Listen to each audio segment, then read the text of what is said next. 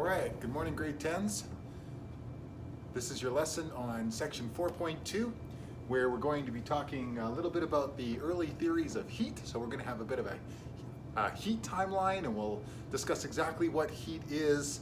Then we'll move into work and how it's related to energy, do some mathematical work problems, talk about temperature and specific heat content. So let's get started. So first we're going to discuss the early theories of heat. We're going to start way back with the early Greeks.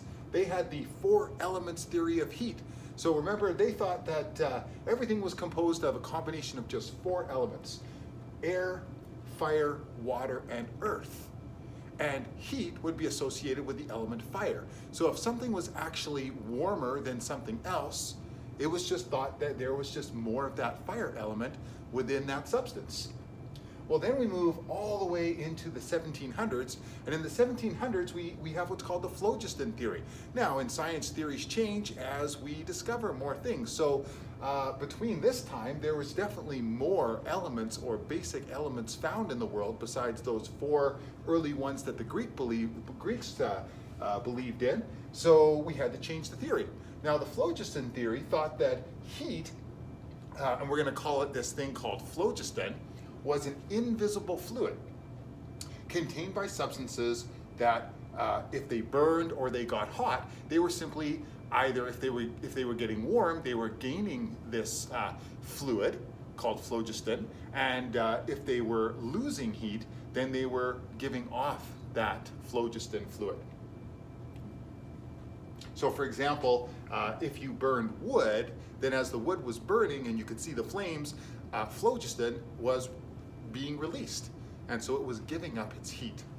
There was a problem with that, of course. You can do a simple scientific experiment. If something is getting hotter, is it getting heavier?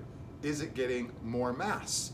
And if you do a very simple experiment, that's not the case. So the phlogiston theory had to be changed later in the 1700s, and it was changed into what was called the caloric theory.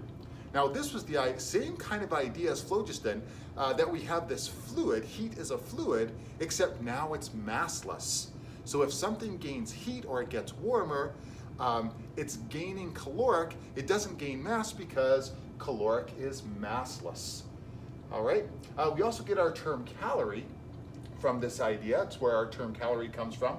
A calorie is an old non-metric form of energy, and it would be the amount of heat that would raise 1 gram of water by 1 degree Celsius. Well, as time went on, we'll introduce this character called Benjamin Thompson. So this is in the 1770s, during the time of the American Revolution. Benjamin Thomas is very loyal to England, and he returns to England, but then he ends up going to Germany and working in the imperial nature of Germany, and so his name gets changed to Count Rumford. Now, he changes our understanding of heat because he would notice that when cannon makers made a cannon and they had to bore out the center of the cannon so that it would be able to fit a cannonball, everything got really, really hot due to the friction of the machinery boring into the metal of the cannon. And he reasoned that, wait a second, there was nothing was hot to start with, and yet we generated a lot of heat. So that kind of threw out the whole idea of heat being caloric, because we didn't have a flow of heat from something to something else. There was no heat to begin with. The heat was actually generated by the energy of the machinery, and therefore heat started to be more associated with energy than a fluid. So that's kind of where we get his hypothesis from. Another actual doctor by the name of Julius Mayer also contributes to this idea of heat being associated to energy, because he would take blood from sailors in the tropics and he would see that it was quite bright red. Then he would take blood from sailors in the colder environment, say of the North Atlantic, and their blood would be a darker, deeper red.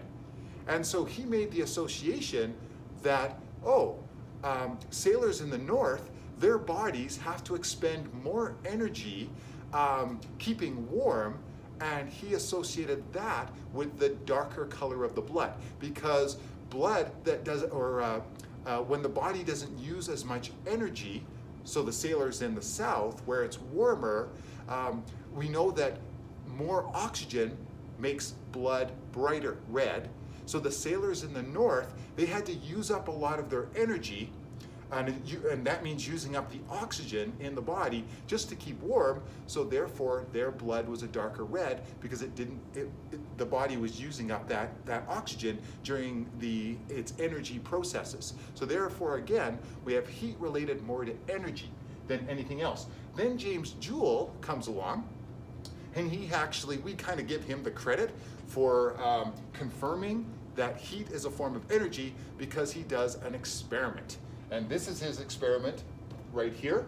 He has this setup. All these words just explain this setup here. He has a stirrer in a fluid, and he has a mass connected by a pulley system to the stirrer. He takes the temperature of the water, and he takes that temperature initially, records the temperature, then he lets the mass drop. So gravity pulls the mass down, which creates the motion, the spinner, to spin and agitates the water, and lo and behold, the temperature increases.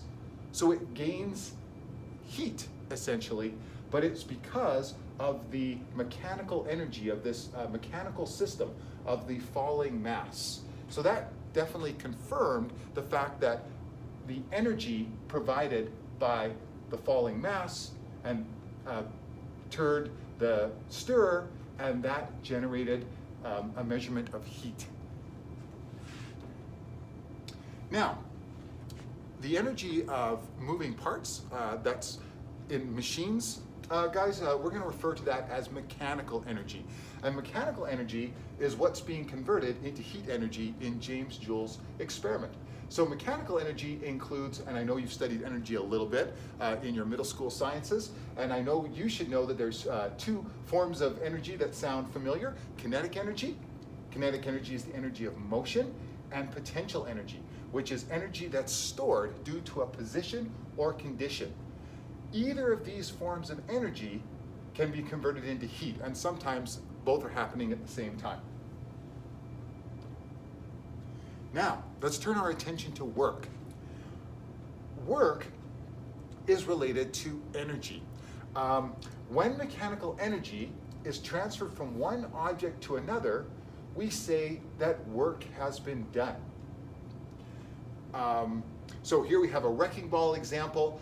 The wrecking ball has stored energy when it's held up, and that's potential energy. And then when it's released, that potential energy is converted into kinetic energy. The ball strikes the building, and as long as that building crumbles, and the ball doesn't simply bounce off of the building without causing any damage, we would say that work has been done by the wrecking ball on the building. Now, another way we can define work in physics is that if an object receives a force and the object moves in the direction of the force or because of the force, work has also been done. So those are two definitions that we can use for work in physics.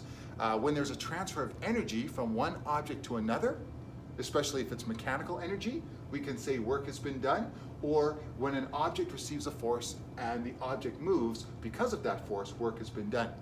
If an object receives a force, but it doesn't move, then actually no work has been done.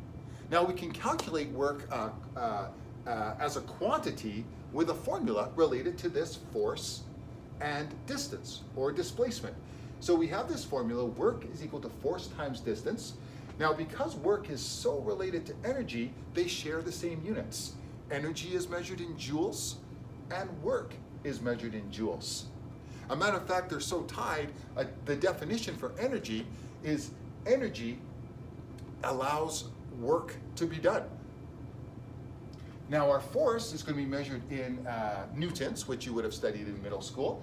And remember that a force is a push or a pull.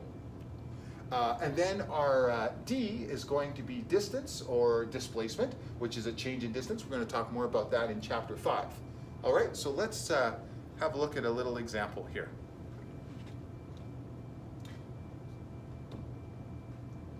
All right, now on page 154 of your textbook, you can see that there's a model problem that you can follow, but what I've done is done one of your practice problems for you as an example. Practice problem number 1. The assignment on the objective page, I think it'll tell you to do questions from 1 to 9. So on page 154, it's going to ask you in practice problem number 1, how much work does it take to raise a cheeseburger 0.35 meters, as if you were raising it from the plate maybe up to your mouth? Well, like any good math problem, we have to identify what we've been given. So we've been told that the force, if you read the question, I forgot to put it up in the question here, but the question in the textbook will tell you that the force you're applying to lift is 1.0 newtons. The distance that cheeseburger moves up is 0.35 meters. Now we need our formula for work. So work is equal to force times distance. Now, because we have 3 variables here, we can set up our triangle relationship with work on the top and our force and distance on the bottom. So work is equal to force times distance. You will find some problems that are going to ask you to solve for distance given work and force, and you can see that you would take the work and divide by the force, or if you're asked for the force, take work and divide by distance. Units are important in these physics problems, guys, so make sure that our force is always in newtons. Distance must be in meters. So if they give you centimeters or kilometers, you need to change it to meters. And work is always going to be joules, of course. All right, so you can see that if we plug into our equation, the force, 1 Newton, the distance, 0.35 meters, easy math, we don't even need a calculator for this one, it's going to be 0.35 joules. So our concluding sentence is that it would take 0.35 joules of work to raise that burger. All right? Now, there is another way that you're going to be asked to find work, and that's if you're given a force-distance graph. So here we have our force-distance graph. So of course, this is just communicating to you information in a different way for a situation. So it's most easily understood if I actually give you a real situation that would provide this graph for us. So let's say we are pushing a crate, and we're pushing it across a floor, and so we would start pushing on the crate with 5 newtons of force. Okay, so we're pushing, and we are going to be pushing that crate, and here's our distance on the bottom, for 5 meters with that constant force. You know, so just visualize that. There's our crate, pushing it across. So a constant force, but then at 5 meters, maybe our arms are getting tired. And so we're gonna still push the crate, but look at what happens to our force. For the next 5 meters, so from the 5th meter to the 10th meter, our force is dropping. Maybe because our arms are tired, we're getting exhausted, it's a heavy crate. And so we may be even getting slower, but less and less force to the point where at the 10-meter mark, we've stopped pushing this crate. We've run out of our energy. And then we stop and we ask ourselves, well, how much work did I do pushing this crate 10 meters across the floor? Well, guys, the secret is that work is the area under the curve, or under this line. So it's the shaded region. The red region for the first 5 meters, the green region for the last 5 meters. So we have to just simply find the area of those 2 shapes, and then we actually have the work. So over here, if we're going to find the total amount of work, we need to take the area of the square and add it to the area of the triangle. So the area of the square is, we've got a height or a length of 5 and a width of 5. So 5 times 5 is 25 joules of energy for the first 5 meters. If we calculate our area of this triangle, we've got a height of 5 and a base of 5. Remember that your formula for a triangle is half base times height. So that's 0.5 times 5 times 5, which is half of 25. So that is a amount of work of 12.5 joules. So simply to find the total amount of work, we add these two together and we get 37.5 joules.